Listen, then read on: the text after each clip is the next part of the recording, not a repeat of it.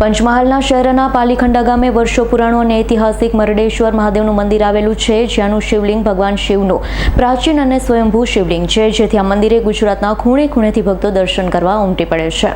પંચમહાલ જિલ્લાના શહેરથી માત્ર 1 કિલોમીટર દૂર આવેલા પાલીખંડા ગામે લુણાવાડા હાઈવેની બાજુમાં વર્ષો પુરાણું અને ઐતિહાસિક મરડેશ્વર મહાદેવનું મંદિર આવેલું છે।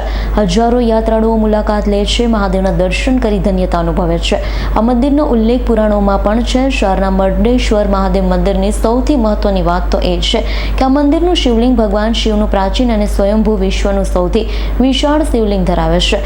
ભવ્ય શિવલિંગ મરડ નામના પથ્થરમાંથી બનેલું હોય, જેથી આ મંદિર મરડેશ્વર તરીકે ઓળખાય છે। મરડ નામના પથ્થરમાંથી સ્વયંભૂ પ્રગટ થયેલા હજારો વર્ષ પુરાણા મરડેશ્વર મહાદેવ મંદિરમાં સ્વયં ભોળાનાથ હાજરા હજુર છે। કહેવાય છે કે આ શિવલિંગના ખાડામાં સ્વયંભૂ અવરીત સતત ગંગા જળ વહી રહી છે। સ્વયંભૂ શિવલિંગ પ્રતિવર્ષ મહાશિવરાત્રિની રાત્રિએ ચોખાના દાણા જેટલી વધતી હોવાની માન્યતા છે। આ મંદિરે દર વર્ષે મહાશિવરાત્રિ, આમળી અગિયારસ અને શ્રાવણ માસમાં ગોકુળ આઠમના દિવસે ભવ્ય મેળો ભરાય છે। પંચમહાલ જિલ્લા સહિત આસપાસના જિલ્લા ખૂણે ખૂણેથી ભક્તો દર્શન કરવા ઉમટી પડે છે।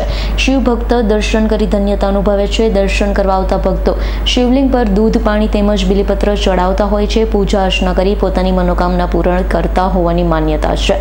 નિયમિત અહીં ભજન અને ભંડારો થતો હોય। નિયમિત આરતીમાં મોટી સંખ્યામાં ભક્તો આવે છે। મંદિરમાં શિવલિંગનો આકાર તદ્દન વિશિષ્ટ હોવાથી ભક્તોને શિવલિંગના દર્શન દુર્લભ લાગે છે।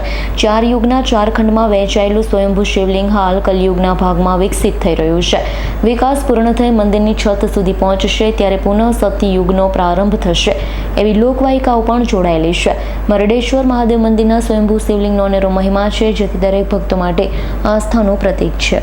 પંચમહાલ જિલ્લાના ગોધરાથી નજીક લગભગ 20 કિલોમીટર અને લુણાવાડાથી પણ 20 કિલોમીટર દક્ષિણ તરફ, એટલે ગોધરા અને લુણાવાડાની વચ્ચે જ આપણું આ કુદરતી સ્વરૂપે અહીંયા વિરાજેલ મહાદેવ મરડેશ્વર મહાદેવનું અહીંયા એક આ તીર્થધામ આવેલું છે। અહીંયા દાદા સ્વયં પોતાની જાતે પ્રગટ થયેલા હોય। દર વર્ષે ચોખાના દાણા બરાબર જમીનમાંથી અત્યારે વધે છે, આવી એક માન્યતા। એ સિવાય 4 યુગથી અહીં દાદા પ્રગટ થયેલા છે। એ પ્રમાણે 4 પગથિયા શિવલિંગના જે દેખાય છે પગથિયા જેવું, એટલે 4 પગથિયાના રૂપમાં સતયુગ, ત્રેતા, દ્વાપર, કળયુગ, આ રીતે યુગ પ્રમાણે અલગ અલગ ભાગ આપણને અહીંયા જોવા મળે છે। દર વર્ષે એક ચોખા બરાબર જમીનમાંથી દાદા બહાર આવે છે અને ઉપર એક નાનો એવો આમ તો ખાડો છે, એમાં ગંગાજળ સ્વરૂપે પાણી રહેતું હોય છે। અંદર એ પાણી પણ કુદરતી રીતે અંદરથી આવે છે। આમ બિલકુલ પોતાના કુદરતી સ્વરૂપમાં અહીંયા આ ભગવાન મરડેશ્વર મહાદેવ દાદા વિરાજમાન થયેલા છે। હવે દર વર્ષે શ્રાવણ માસમાં દર સોમવારે જન્માષ્ટમી ઉપર એવી રીતે હવે મહાશિવરાત્રિની તૈયારી છે, તો મહાશિવરાત્રિ પર અહીં મહામેળો ભરાય છે। બહુ દૂર દૂરથી લોકો અહીંયા આવતા હોય છે।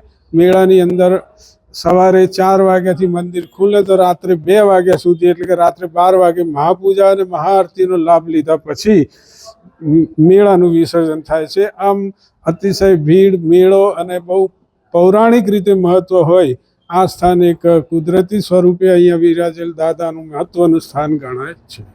ઇકબાલ શેખનો રિપોર્ટ, S9 ન્યૂઝ, પંચમહાલ। અમારી તમામ માહિતીથી અપડેટ રહેવા માટે જોડાયેલા રહો S9 ન્યૂઝ સાથે।